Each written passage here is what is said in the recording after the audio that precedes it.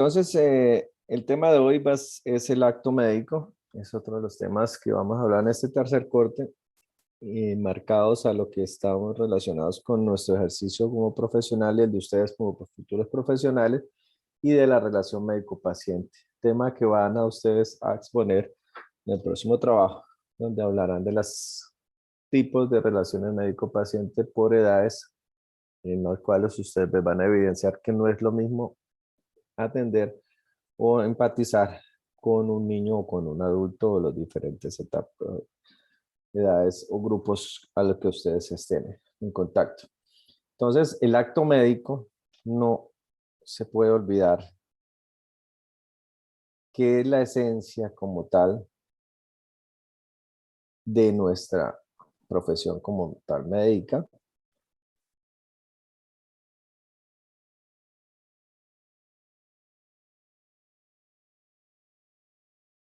Dentro de esta profesión de nosotros como médicos, a pesar de que nuestros conocimientos científicos, nuestra experiencia, nuestra pericia en esta profesión nos va a enseñar, o les va a enseñar a ustedes cuando la pongan en práctica, que no solo la parte científica le va a ayudar a ustedes a desarrollar su actividad, sino que en la entrevista o en la comunicación que ustedes establezcan con su paciente, van a lograr una herramienta bastante útil para obtener datos que le van a proporcionar una ayuda en el momento de tomar una decisión terapéutica. No debemos olvidar que esta relación es una relación netamente humana, que atendemos a enfermos, no enfermedades, y que en algunos casos, pues las sonrisas curan, no alivian, pero a veces reconfortan. O sea que a veces el paciente, con sentirse escuchado, con sentirse atendido, con sentirse importante, le va a ayudar en parte a que adquiera mayor adherencia y a su tratamiento le crea más y el pronóstico pues sea mucho mejor.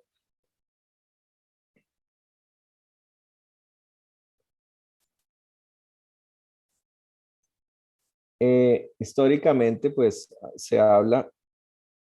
que de esta relación médico-paciente existe incluso de tiempos antiguos, en la época del Código de Hammurabi, desarrollado después en la antigua Grecia y que fue fundamentado en el juramento hipocrático, ese juramento que todos ustedes irán a realizar el momento de la graduación, en el cual pues están enmarcados todos estos compromisos que nosotros adquirimos hacia los pacientes en la práctica de nuestra acción profesional. Después, hacia el año 1138, con la invasión del Imperio Turco Otomano hacia España, Maimónides también habló y reflejó en escritos, en lo que se denominó la oración de Maimónides, aspectos puntuales sobre la relación médico-paciente, sobre la confianza y el arte de establecer esa empatía entre el médico y el paciente, y la posibilidad de ampliar nuestros conocimientos sobre el paciente basados en esta relación de empatía. Hacia el año 1803, Thomas Percival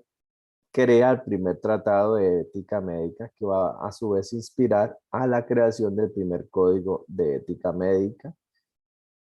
en el que ya empieza a hablarse de aspectos colectivos, éticos, códigos, sanciones y penas a los que pudiese estar implicado el accionar de los profesionales de la salud. Sigmund Freud, con su psicoanálisis, habla más a fondo de esa alianza terapéutica que se puede establecer en esta relación médico-paciente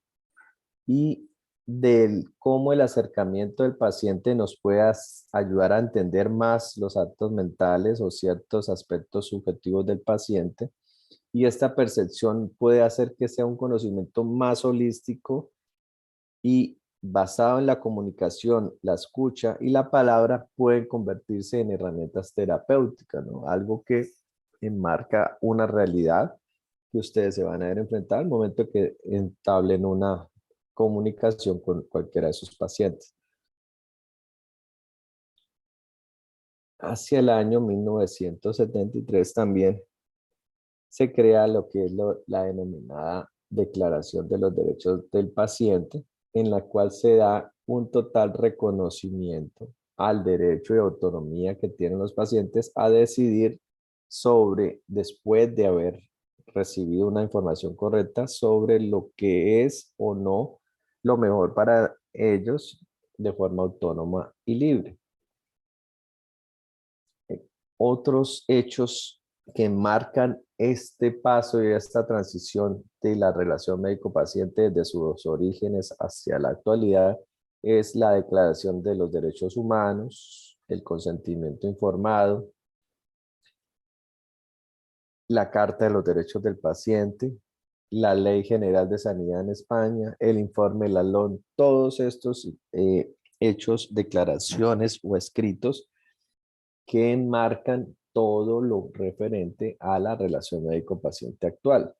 Esa relación, el informe Lalón, pues como hablábamos de esos determinantes de la salud que infieren o no de el aspecto positivo o negativo de la enfermedad. Entonces, recuerden que es cura mejor quien tiene la confianza de la gente, como lo decía Galeno, entre ustedes más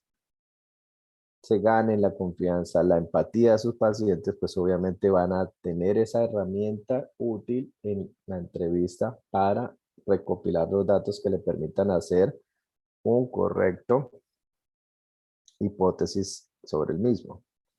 El éxito del acto clínico depende de la destreza, del conocimiento, de la habilidad que tenga el médico para relacionarse de forma empática y convincente con sus pacientes. No bastan los conocimientos científicos, sino que también cobra una gran importancia esa empatía que establezcan con el médico. Entonces se habla de la deontología médica como ese conjunto de normas que hablan de esa regulación de la actuación profesional de nosotros como médicos, enmarca los deberes y principios que deben enmarcar o englobar la relación médica, como es el respeto a la vida, a la integridad de las personas, a la salud individual y colectiva. Empieza entonces a tomar importancia el aspecto ético dentro de nuestro ejercicio como médicos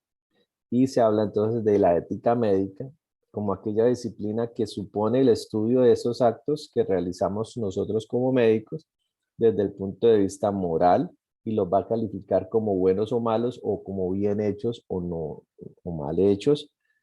los cuales han sido realizados bajo la voluntad propia de cada uno de nosotros como médicos.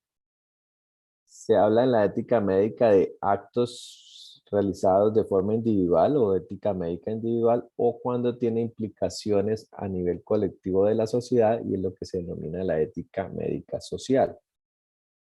Entonces,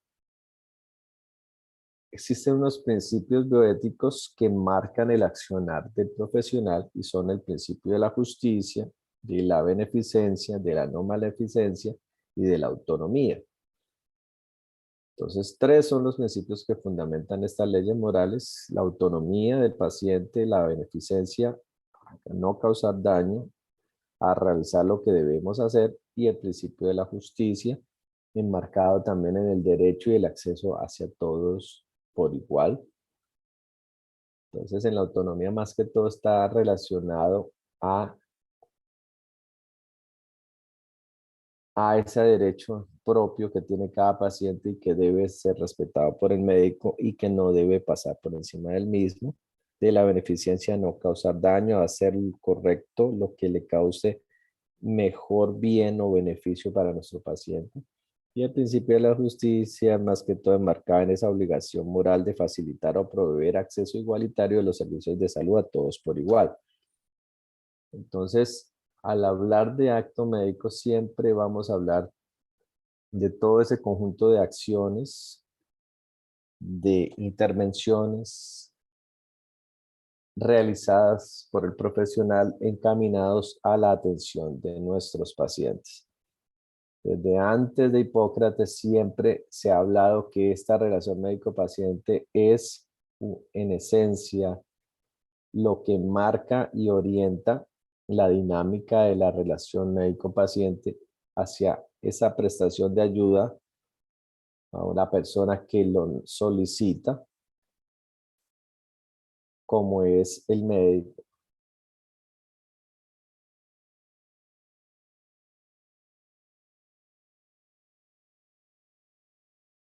Y hacia el objeto pasivo, que es el paciente. Siempre tratando de preservar los dos principales valores que tiene la especie humana, es el derecho a la vida y a la salud. Entonces el acto médico, pues, espérate un segundito.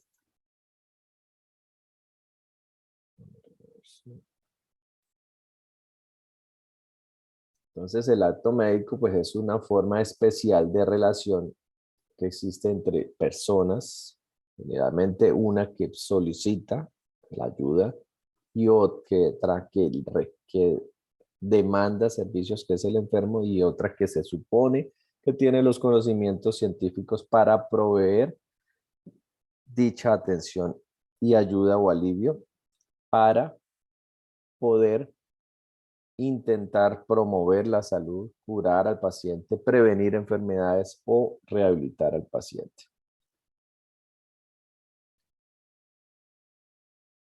Entonces, las características del acto médico, ¿cuáles son? Son la de profesionalidad, porque debe ser realizada por un profesional graduado en la medicina. La ejecución típica, o sea, debe ser conforme a la lex artis ad hoc o a ese conjunto de reglas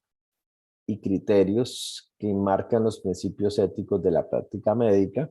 El tener por objeto la curación y rehabilitación, y la licitud, o sea, estar enmarcadas acordes a la ley, a lo que moral y éticamente se consideran como justos. Entonces, el acto médico puede ser un acto médico directo, que es todos las actuaciones que realicemos como profesionales para buscar la curación o alivio de nuestros enfermos. Pueden ser preventivas, diagnósticos, terapéuticos, de rehabilitación. Prevenir las enfermedades, diagnosticar, dar una opinión, establecer un procedimiento o un tratamiento, y rehabilitar para buscar la reincorporación del individuo a su entorno personal y social. El acto médico también puede ser documental, que se considera como una prueba donde se puede plasmar lo que hemos realizado como profesionales médicos, y se convierte en un documento que le da validez y fuerza, y se convierte también en prueba dentro de cualquier proceso, causa, requerimiento o demanda. Entre esos están, pues, el certificado médico, la receta o fórmulas médicas que realicemos, y el más importante de todos, que es la historia clínica. Esta historia clínica es el elemento que los va a salvar a ustedes como profesionales o los va a hundir cuando no realicen lo que debían haber hecho o no apliquen la lex artis ad hoc. Tiene una importancia tanto en la parte docente, investigativa, social, de control de calidad, en la parte administrativa, en la parte médico-legal, porque ahí se va a ver reflejado, y es la prueba que los abogados toman siempre para mirar la veracidad, la validez, la impericia, la negligencia o la omisión que ustedes como profesionales hayan tenido en su desempeño como profesionales. Nunca olviden que todo acto médico, desde esta perspectiva, se va a considerar un acto jurídico o un hecho jurídico.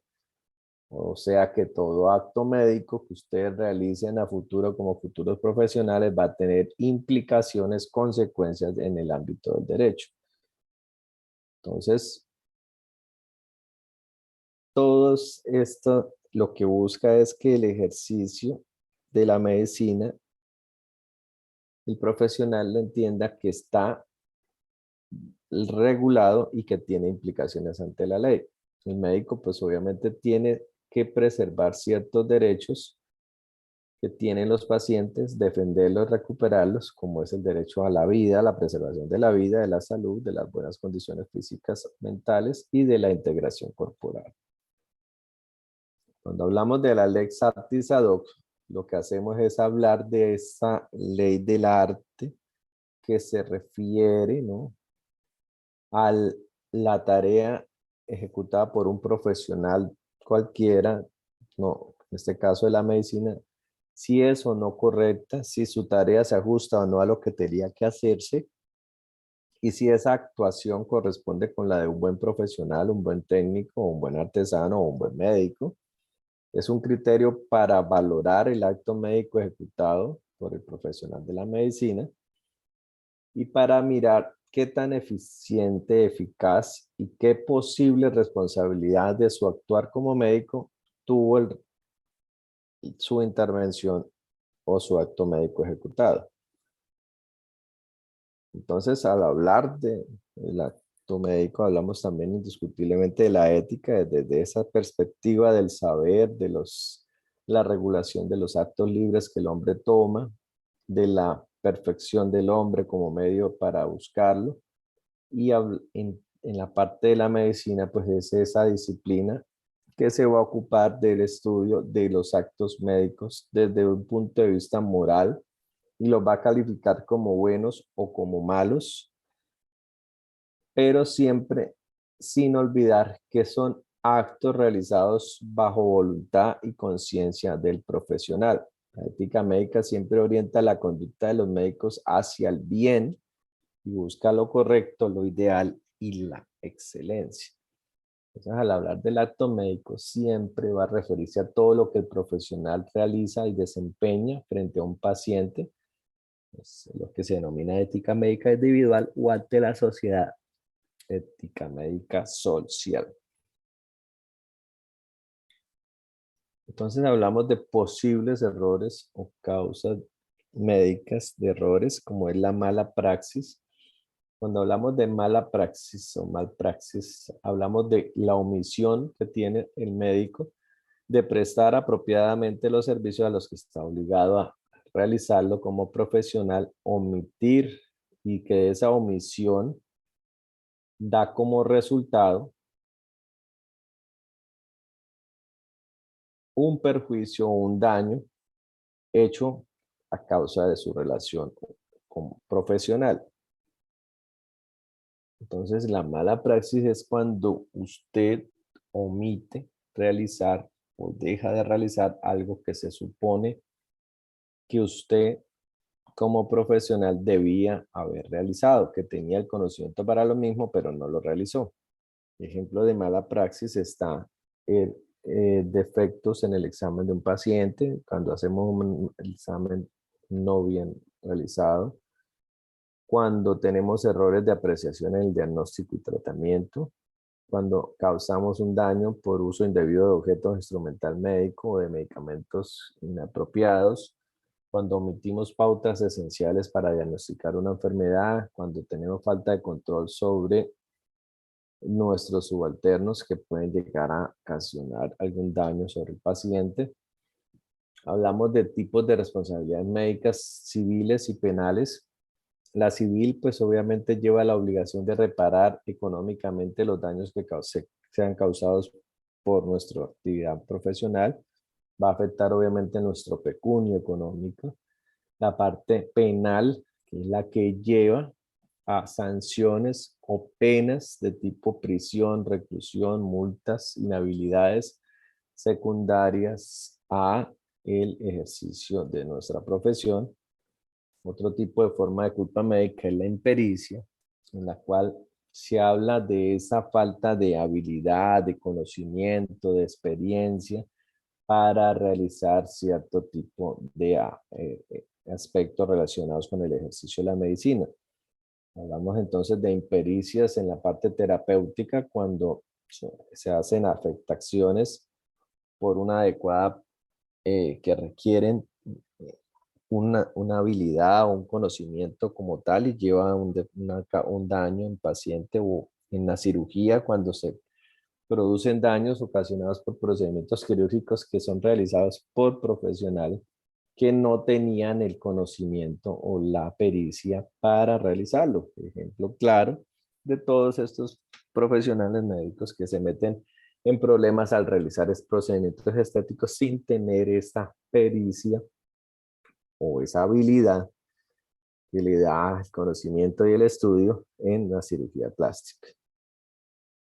Se habla de dolo cuando, a pesar de que se sabe que puede haber algún daño, el médico realiza la acción que lleva a esa consecuencia. Y culpa es cuando el daño que se produce se puede producir por negligencia, desidia, impericia, pero no con dolo, o sea, no hay la intención de dañar al paciente. Puede haber también casos fortuitos en los que los hechos se producen al azar, o sea, no estaban dentro de lo que se suponía iba a ocurrir. En estos casos, pues hay unas implicaciones legales menores para el profesional de la salud o pueden salvarlo de cualquier culpabilidad si se demuestra que fue así. Pueden haber errores en el diagnóstico por ignorancia, por apreciación, por examen insuficiente, por equivocaciones que no tienen justificación o tratamientos por administración inadecuada, por medicamentos que no eran de elección o por la vía o dosis que eran inadecuadas.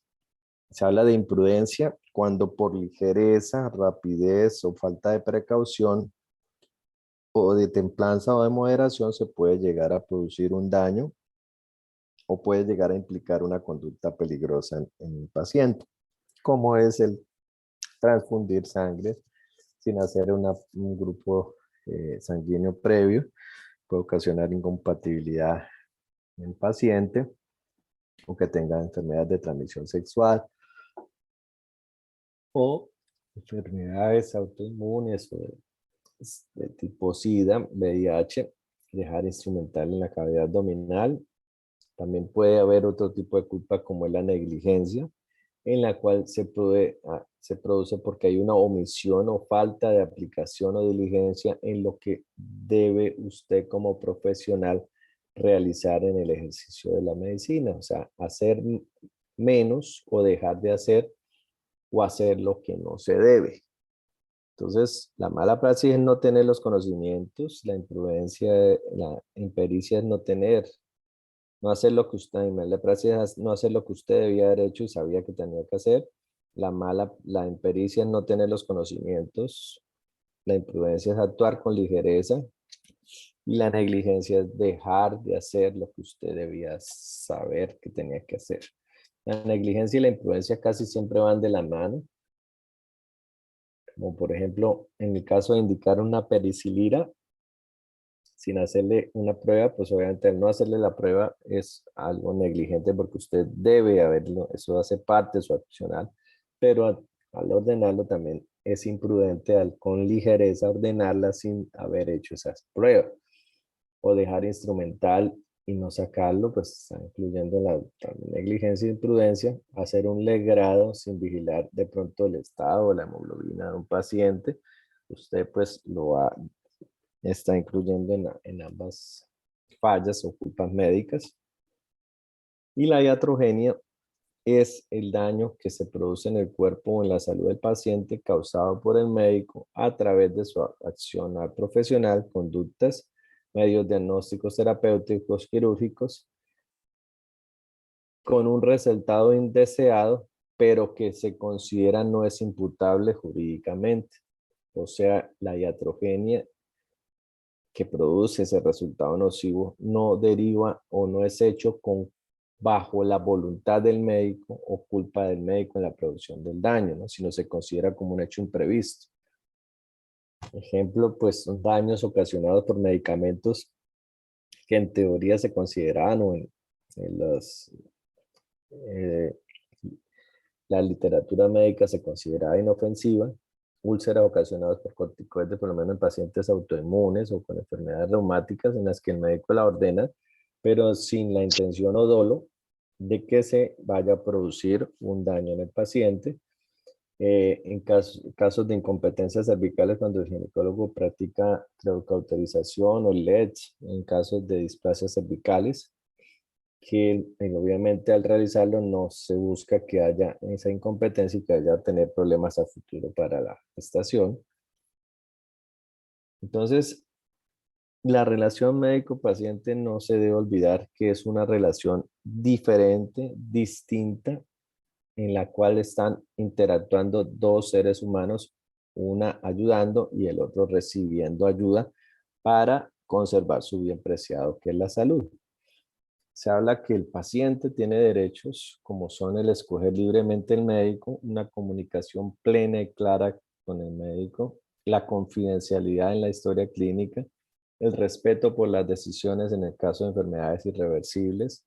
la explicación de los costos por parte de médicos e instituciones que tienen las intervenciones y procedimientos médicos, atención no condicionada a pagos de honorarios en casos de urgencias, recibir o rechazar ayuda espiritual, respeto a la decisión de participar en investigaciones, respeto a la voluntad de donar o no los órganos y derecho a morir con dignidad, que es un tema pues que falta todavía legislar, que falta todavía pues aclarar y normativizar del todo, ¿no? Hay un ejemplo muy claro de una señora que está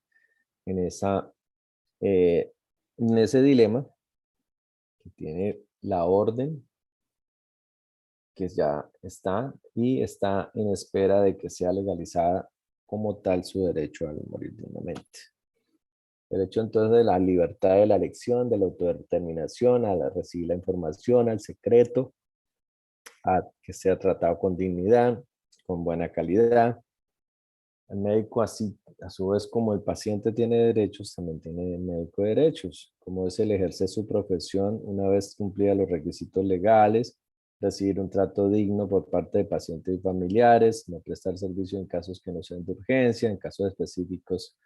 contemplados por la ley, recibir una remuneración por nuestro trabajo, intervenir sin autorización en casos de urgencia, solicitar una junta médica cuando sea necesario un manejo interdisciplinario o otra segunda o tercera opinión, la propiedad intelectual sobre los trabajos que realicemos, al buen nombre y a la honra y al debido proceso y a la defensa. Todos estos deberes del médico para con el paciente y con la sociedad actualmente lamentablemente se ven enfrentados a ese choque eh, en la parte moral del médico con las instituciones a las cuales labora, en las cuales se ve eh, bajo ese fuego del costo-beneficio al que de pronto le imponen en su ejercicio como profesional, y por eso es importante saber hasta qué punto el médico no debe pasar esa barrera y no sobrepasa lo que la ley le exige. Entonces, las obligaciones que tiene el médico son la del secreto profesional, dar una información adecuada y permitir el consentimiento informado hacia el paciente y dar esa información, o ser diligente y actuar con técnica, continuar todos los tratamientos que inicia, asistencia y consejería a sus pacientes y certificar las enfermedades y tratamientos que efectúa.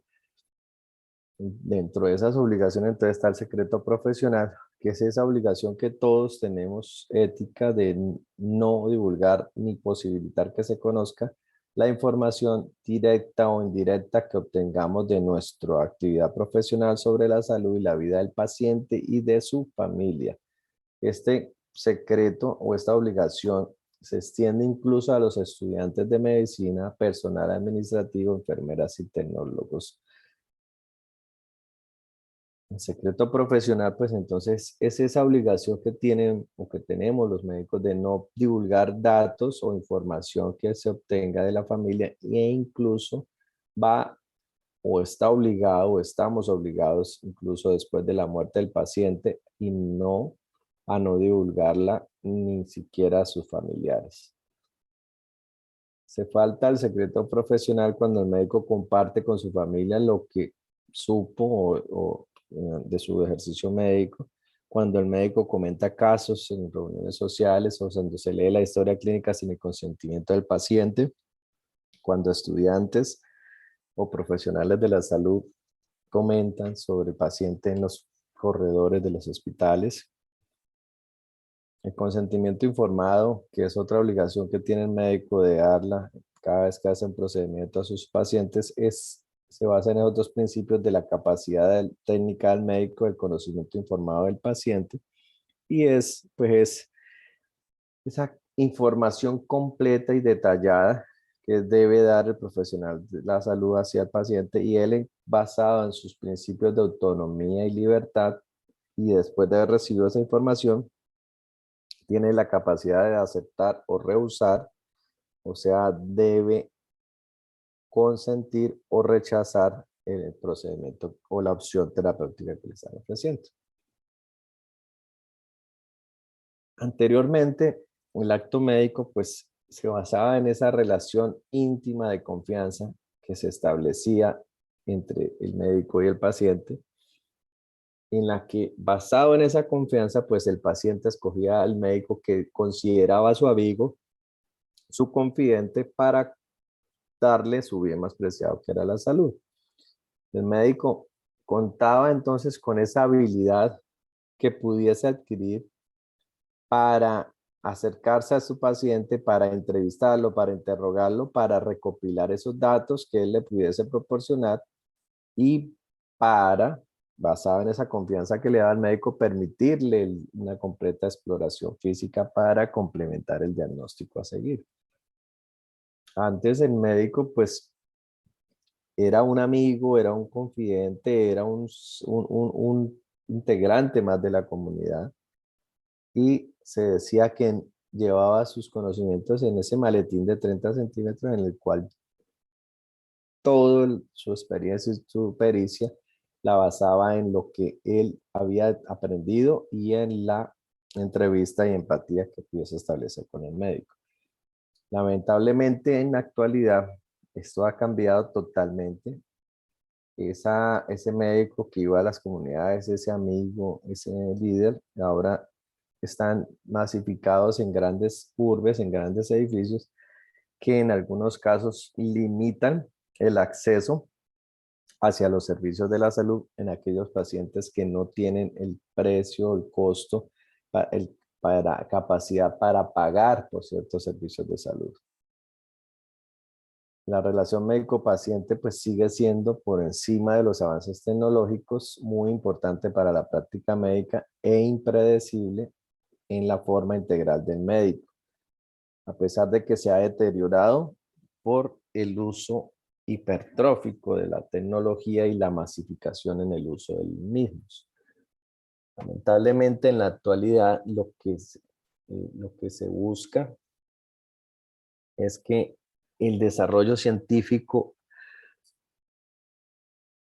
pese menos que la relación médico-paciente, y que ese peso y esa importancia que tiene esta dicha relación no se pierda.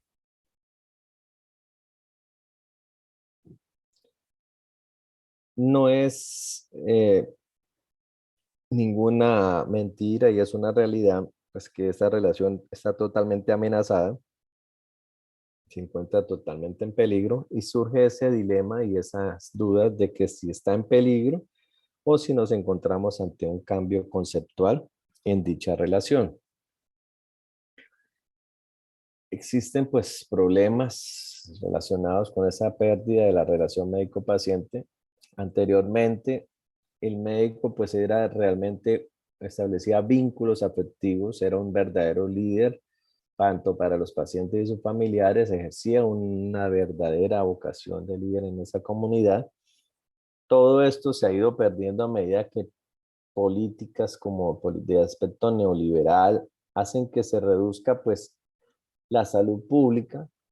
que ya no se oriente la prestación hacia esas clases menos favorecidas, que es lo que busca la salud pública, que se conozca los sistemas, que haya un contacto con la salud. Y lo que hace es que se vuelve un sistema comercial de atención médica, en la que pasa el paciente a ser un comprador de servicios médicos y el paciente y el médico a ser un vendedor de servicios.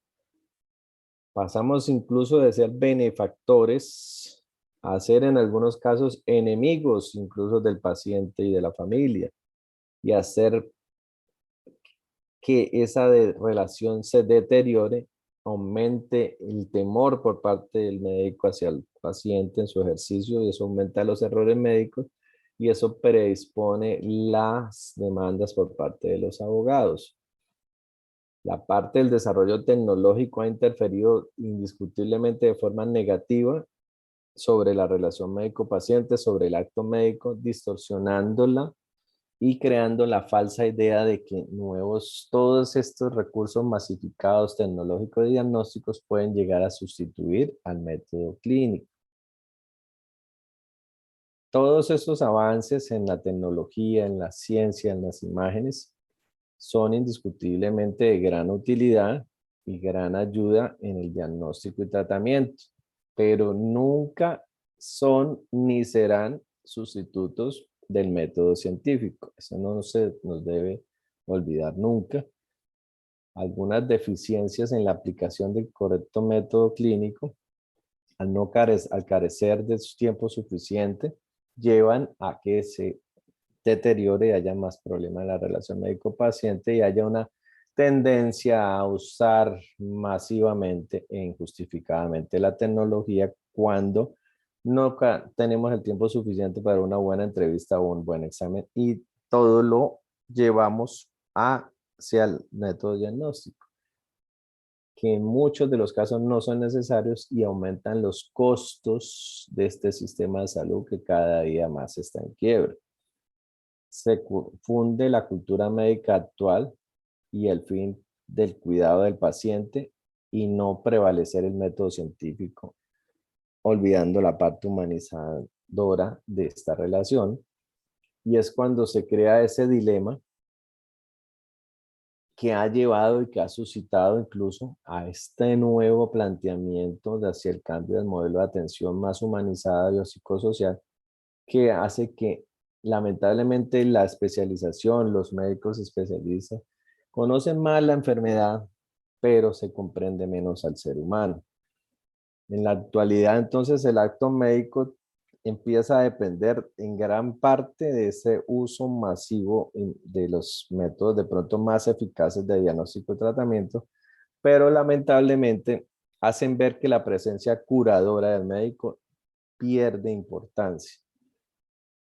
Eso hace que se pierda esa relación médico-paciente que se basaba en esa confianza por parte de los pacientes hacia la medicina y hacia los médicos. Esa negación, esa ruptura de la relación médico-paciente es lo que representa las demandas actuales en salud. Antes la medicina era más sencilla, el médico contaba solo con su capacidad personal y su pericia y con la habilidad para obtener los datos de esa entrevista y ese examen que realizaba a sus pacientes, y no solamente basado en recursos externos. Ahí es entonces donde entra y juega un papel importante lo que significa la ética médica y cómo se reconoce la ciencia y el desarrollo tecnológico que brindan medios y conocimientos para construir grandes sistemas. Pero sin embargo es donde la ética médica entra a juzgar si es legítimo o no aplicarlos o desarticularlos. Hasta qué punto la relación humana médico-paciente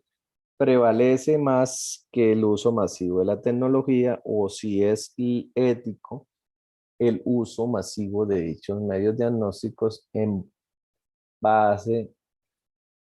con base en las ganancias o en las implicaciones comerciales en las cuales estamos inmersos ahora en el proceso de atención médica. Entonces lo que se busca es que esa balanza vuelva otra vez hacia la relación médico-paciente, que no tenga más peso el desarrollo científico y que haya una nivelación sobre qué es más importante o no en dicha relación. Entonces, es por eso que subsiste y siempre está en el medio el interrogante de si en este tiempo actual es necesario que persista la relación médico-paciente a pesar de ese uso excesivo de los métodos diagnósticos. Obviamente la respuesta siempre va a ser afirmativa, porque Los nuevos procedimientos pues siempre van a enriquecer al médico, lo van a ayudar, le van a dar un mejor abordaje, una herramienta eficaz, útil en muchos casos, cuando se requieren, pero nunca va a sustituir el poder terapéutico de la relación médico-paciente. Y no debemos olvidar que la razón de ser de la profesión médica siempre debe ser y buscar el bienestar de nuestros enfermos o pacientes enfermos. Entonces, es ahí cuando se habla entonces de cambios en el paradigma, que hablábamos en el modelo de atención, cuando al cambiar de ese modelo basado en la entrevista con el enfermo, donde se conseguía esa confianza, esa empatía y comprensión del médico hacia el paciente y se completaba con la exploración física, ya que el médico no contaba con con las ayudas diagnósticas, sino se basaba en su pericia y experiencia. Pasamos de esa entrevista a ese cambio de modelo, a ese cambio de paradigma basado en el uso de las tecnologías, en la que han aumentado considerablemente todas esas herramientas diagnósticas como todas las que ustedes conocen. Entonces se habla de que existen cambios positivos y negativos de la introducción de la tecnología en la relación médico-paciente. Cambio positivo, pues es más que todo que se ha logrado que se avance hacia una medicina de tipo social que busque un beneficio colectivo, o sea, organizada para atender a todos en un país o región determinada. Pero el cambio negativo es que lamentablemente pasamos de ser una profesión netamente humana a ser una industria de la medicina, donde solo se benefician los inversionistas y mercaderes. Ejemplo de esto es lo que pasa en Estados Unidos, donde toda la gran mayoría de los servicios son servicios médicos privados, de seguros, de pólizas prepagadas, algunas subsidiadas, muy pocas por el Estado, que hacen que quien no tenga el dinero para tener esas pólizas, para tener estos seguros, pues no tiene acceso a esa famosa tecnología y masificación científica. Entonces eso discrimina a la población, cambia el objetivo de esa medicina social y se orienta más hacia el deterioro de la relación médico-paciente y hacia el irrespeto al derecho a la salud. Lamentablemente, ese modelo que está en Estados Unidos se masificó, se exportó a los demás países. En Estados Unidos incluso Obama, con su Obamacare, trató de modificarlo, Trump se lo quiso quitar y ahorita en ese momento quiere volver otra vez eh, Biden con su vicepresidenta Kamala Harris para tratar de volver hacia ese entorno de la medicina social y hacer que la tecnología pues llegue al alcance de todos. Entonces pasamos de ser una profesión de beneficio social que hace todo y solo por el bien de los enfermos a buscar el beneficio y réditos de la industria de la medicina, lo cual borra de tacazo esos grandes avances en torno a buscar una medicina social, ya que limita a ciertos estratos de la sociedad el alcance o de dichas herramientas científicas. Entonces el médico está en ese fuego cruzado entre los intereses económicos de una industria cuyo único objetivo es el bien no es el bien del enfermo, sino las ganancias del inversionista de la salud.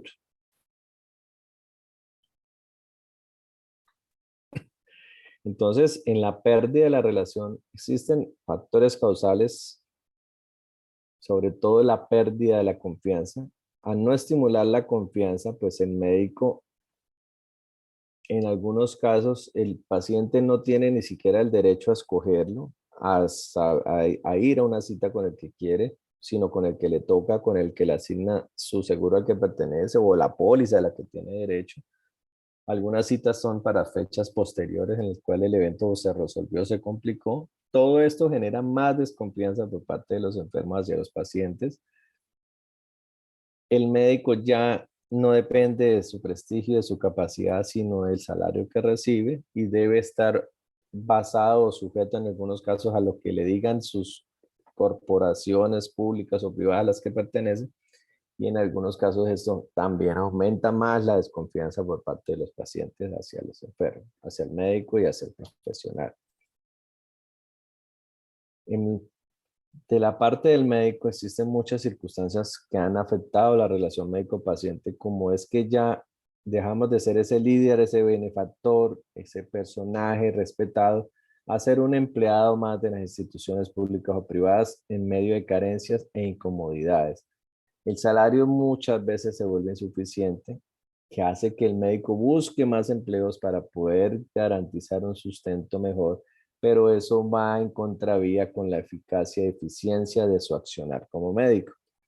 Todo eso, las exigencias constantes del paciente y la sociedad, hacen que el trabajo del médico esté en una constante amenaza de demandas y reclamaciones. Hoy en día el médico ya no es el médico de prestigio del pasado, sino se identifica más como un trabajador de la salud. Eso ha hecho que pierda credibilidad entre muchos sectores de la sociedad porque ya lo ven como un empleado más de una empresa que debe cumplir normas y acatar órdenes y hace o predispone la vigilancia del actuar del médico por parte del paciente, de su familia y de sus abogados. Por parte de los pacientes, pues el paciente ha adquirido mayor autonomía, tiene derechos propios, tiene autodeterminación y hace que ya ese poder paternalista de la voz y orden única del médico a sus pacientes, pues ya no se cumpla. Eso hace que obviamente la relación médico-paciente en cierta forma se deteriore. Ya el papel del médico está más orientado hacia ser asesor, educador, y el enfermo a tomar sus propias decisiones. Todas estas nuevas exigencias también ponen en deterioro o afectan la confianza del médico y deterioran la relación médico-paciente. Indiscutiblemente la tecnología influye negativamente en la relación médico-paciente. Han incrementado los costos del proceso de salud, porque ya esto es un negocio de salud que da ganancias. Todo tiene que ser rentable, no va hacia el beneficio del paciente y los sistemas de salud no están siempre orientados hacia la calidad y a la eficiencia y al bien de nuestros pacientes, sino hacia la utilidad que produzca de la atención médica. Entonces, en este cuadro se resume todos estos factores que la tecnología ha influido de forma negativa y deteriorando la relación. Sin olvidar que a pesar de todas estas implicaciones negativas, de este paso de ese modelo social hacia un modelo económico e industrial, nunca se va a superar el método, la aplicación del método científico sobre el uso masivo de la tecnología. La esencia de la relación, de la empatía, nunca se debe perder porque es una herramienta bastante útil para nosotros como profesionales y para ustedes como futuros profesionales. La tecnología entonces ha actuado en esa relación despersonalizando la relación, deshumanizándola, creando una desconfianza total, mutua, paciente-médico, médico-paciente, crea sensaciones de frustración de lado y lado, de desencanto hacia la profesión y hacia el servicio que reciben el paciente, a una insatisfacción total, mutua, que deteriora esa relación. Hay más expectativa, más exigencias por parte del paciente que ya tiene más autodeterminación, más autonomía, que exige más, y eso reta la confianza del médico y lo pone en peligro latente de demandas. la judicialización de la medicina, que os llama, la constante acecho de los abogados, que van a ser sus enemigos constantes y que van a estar pendientes de los errores que ustedes tengan, ¿no? De esa impericia, imprudencia, negligencia, mala praxis que tengan en su actuar médico y que no hayan sido capaces de plasmarlo y dejar evidencia de su actuar, de su lex artis ad hoc en la historia clínica. De eso se van a basar los abogados para instaurar procesos en contra de cada uno de ustedes. Entonces, el médico tiene obligaciones ante la sociedad que muchas veces van en paralelo con sus obligaciones hacia los pacientes individuales. Es ahí donde entra juega la ética individual y la ética social. Por eso la conducta del médico debe ameritar un respeto de parte de la comunidad. La relación médico-paciente siempre no se debe olvidar que es una relación entre dos personas, que cada uno tiene sus derechos y cada uno tiene sus deberes. No olvidemos que existen varios modelos de relación que ustedes se darán cuenta o analizarán en el trabajo de la relación médico-paciente. Está el tipo de relación paternalista, en la que era el tipo de relación que el médico ejercía la vocería, ejercía el voto y a él se le debe únicamente tomar la decisión. La relación autónoma, en la que es el paciente quien toma las decisiones y el médico solo es un espectador. Y la relación responsable, en la cual ambos de mutuo acuerdo establecen después de haber sido informado, de haber escuchado, de tomar decisiones en común, se toma en libertad propia las decisiones. Siempre cuando se presenten desacuerdos entre el paciente y el médico pues tiene esa obligación de explicar el fundamento de esos desacuerdos, de instruir, satisfacer sus necesidades de comodidad y tranquilidad, sin olvidar o ni pasar por encima de los derechos del paciente, pero sin olvidar que el médico es en esencia el que marca la relación médico-paciente y que de esa empatía que ustedes hagan, de esa buena entrevista, de esa comunicación asertiva, de eso que denomina Sigmund Freud la alianza terapéutica, o sea, la efectividad que logremos de la relación de la entrevista médica, va a ser una herramienta fundamental para su diagnóstico, para su tratamiento, para su adherencia, para su pronóstico y las comorbilidades que puedan tener sus pacientes. Entonces, con eso terminamos el acto médico. Después hablaremos de la relación médico-paciente. Ustedes van a exponer de la relación médico-paciente y de en las siguientes clases y otros temas que quedan pendientes del tercer corte. Entonces, no siendo más, los dejo para que sigan viendo el partido y descansen entonces y tengan una feliz fin de semana. Entonces, buena noche para todos. Hasta luego, profe. Profe, Hasta luego. chao. Profe, muchas gracias. Chao, Hasta luego, profe.